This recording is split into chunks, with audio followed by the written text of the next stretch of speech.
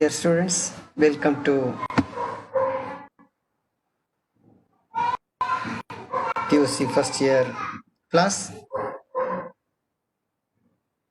Let us see the one of the chapter which connects from 10th standard to 11th standard. Already in your 9th and 10th standard you have studied about this lesson.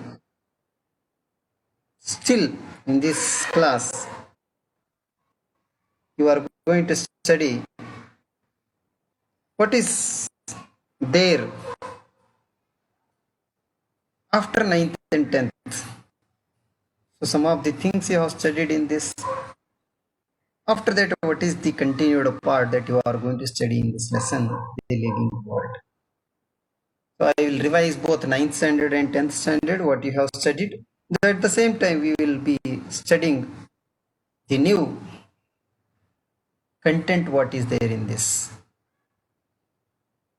First of all, when it comes to that,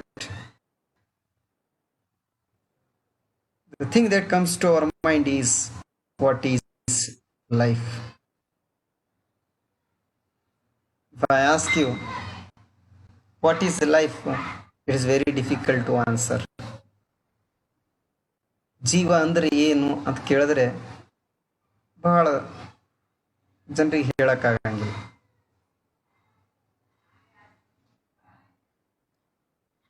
Literally to tell you, you cannot define life in a single sentence.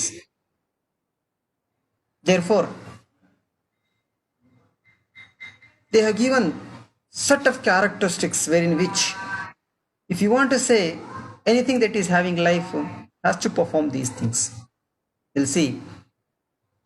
In other word, I try to define it. Life is a unique, complex organization of molecular expressing through chemical reactions which lead to growth, development, responsiveness, adaptation, and reproduction. These are the things that is included. Therefore, it's not so easy to define. I told life is a unique, complex organization of molecules expressing through chemical reactions which lead to growth, development, responsiveness, adaptation, and reproduction. Let us see what are these which leads to, it has told. Then what is the meaning of growth? How the growth will be there in the living organism? What is development? How the development will be there in the living organism? What is responsiveness? How the responsiveness will be there in the living? What is adaptation? What type of adaptation can we find? What is all these things we need to study. Then only we can say it is having life. Or then only we can say it is a living.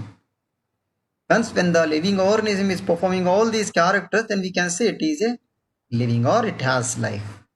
Let us see one of the character or the properties of the living organisms, what we say.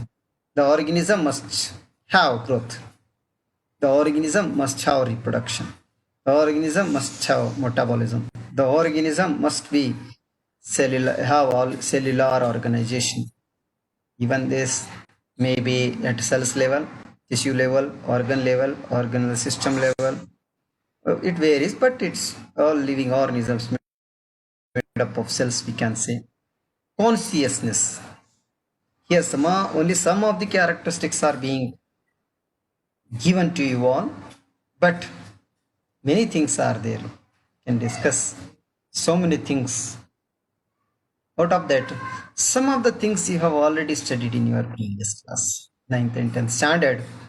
Some of the properties of the living organism is, they'll tell you, one of that is all living organisms excrete, all living organisms respire, all living organisms need nutrition. Like that, some of the characters or the properties you have studied. Now, continuing to that, some more characters you are going to study. You see, there is a connection between 9th, 10th, and 11th standard, 12th standard. When you go higher and higher, you need the base for that. Basic is very much needed. So, the house, how many Floors you may be constructing, but the base is very important. If the base is strong, you can construct a good house. Therefore, base is very much needed for each and every students to go further. Here in your previous classes, as I told, all living organisms excrete, all living organisms respire, all living organisms need nutrition. These are the things that we have studied. Continue to that. Some more characters that we are going to study is all living organisms grow, all living organisms reproduce, all living organisms metabolize, all living organisms have cellular organization, all living organisms should have consciousness. We'll see what do each of one property will say. Now, growth is one of the property of the living organism. If anything that we want to say it is a living, it must grow. What is growth then? It is the increase in number, mass and size of cells. Growth is the increase in number, mass means weight, and size of cells. It is the increase in number, mass and size of these cells. Now, there is a slight difference. In the plants, growth by cell division occurs continuously throughout their lifespan. Remember, there is little difference in the growth pattern of the living organisms. In the plants, the growth will be occurring throughout its lifespan. Throughout its lifespan, continuously occurs. But in us or in animals, growth is only up to a certain age.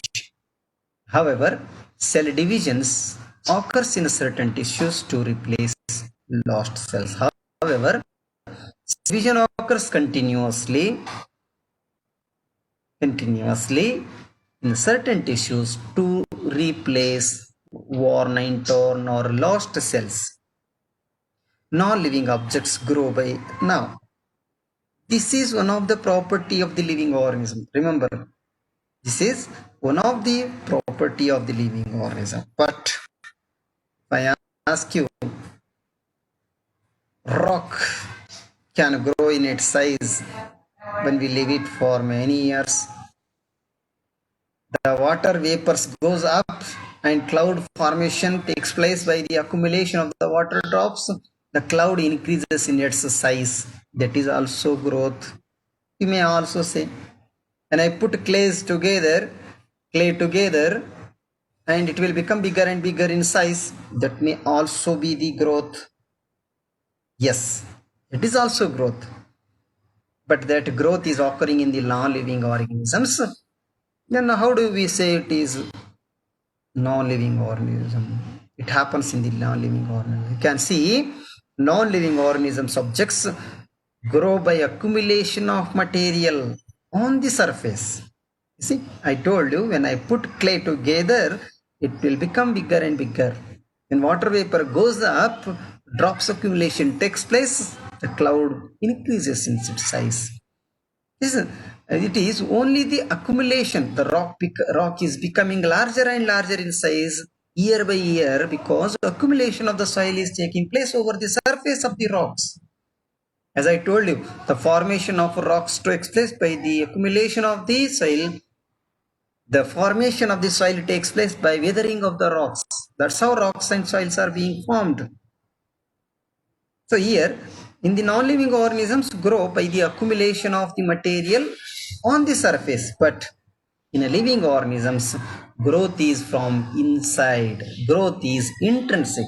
From the inside only growth is taking place. You see, day by day, you are also increasing in your height, weight, but it is intrinsic. Within the body, it is taking place. This happens in all the type of living organism. Remember, growth is intrinsic in the living organism.